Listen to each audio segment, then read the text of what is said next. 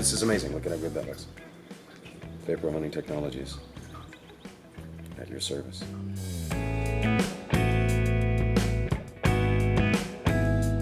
Welcome back to another episode of Benjamin working on motorcycles at Gaston Motorcycle Werks. Today we're going to be putting a wiring harness together for our CB550 that we're building for Vapor Hunting Technologies.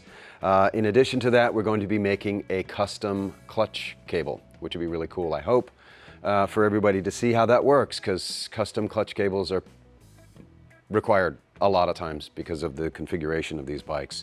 So come along, check it out. Watch what we're doing and hopefully you'll learn something. So what I'm going to do is establish the length of this cable, and I would like it to not be, this is the cable stop here. This is the length of the stock cable for a CB550. Apparently the handlebars are a little bit longer, but what happens is if you run this in a decent routing, which would be like this, there's this huge nasty loop that winds up out here. So what we want to do is run this a little bit shorter and eliminate the huge nasty loop. And the way you do that is by cutting the housing down, and you have to be able to put a cable end on this. And we work with the company called Hill U.S.A, and they have this really cool thing that makes something called a bird cage at the end of the cable.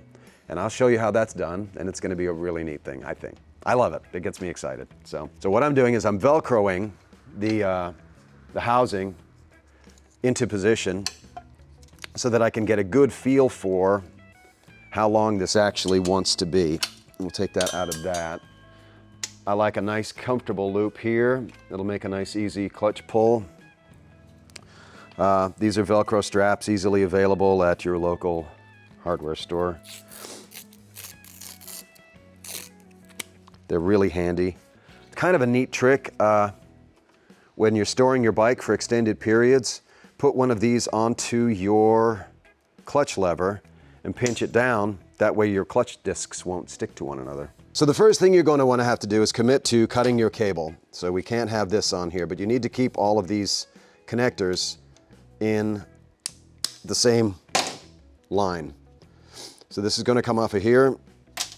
That's going to come off. This ferrule is going to get lost in the end in this process. I do have some for replacements. But we take a look at this and we go, oh, look at that. Isn't that a nice line?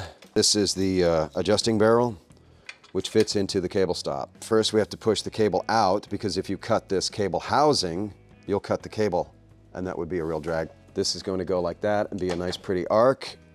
And we're going to just cut that with some muscles like that. So what I'm going to do is I'm going to take this off, and this end is kind of gnarly and nasty, as my fingernails are. I will clean that up and open that up with some sort of an awl. But first I'm going to clean it up on a belt sander.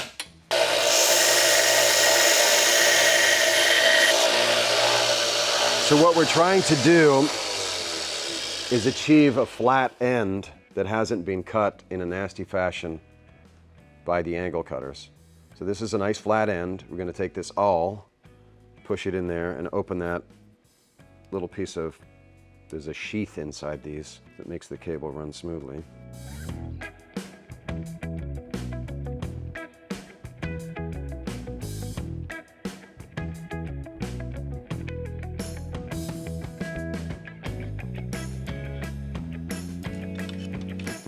So the nice thing about this, and most of the cables that you would potentially be making, is that you would have some sort of an adjusting barrel. So it doesn't have to be 100% exactly right, but it is important to be able to put the cable into your lever.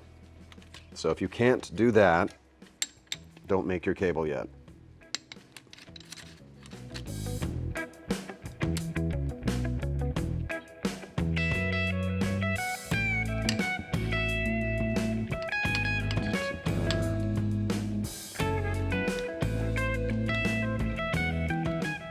So that looks good. Beautiful. So what we need to do is put an end on this cable where this clutch arm is resting. We're going to get a pen and make a mark where we want to cut this. So we're going to cut that right about birdcage about here. I'm going to take this out of here to get better leverage on it. Oh.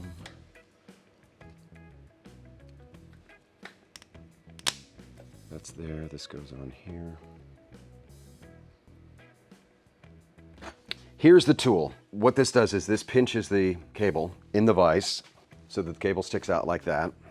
You take one of these things and smash it into that, and it makes it go, and you'll see that in a sec.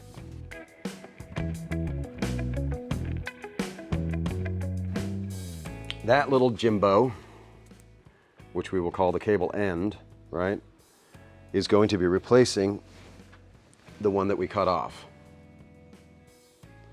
But what we need to do is stop this from sliding off the end of the cable, which is where this birdcage thing comes in. So here we go with this and its cool factor.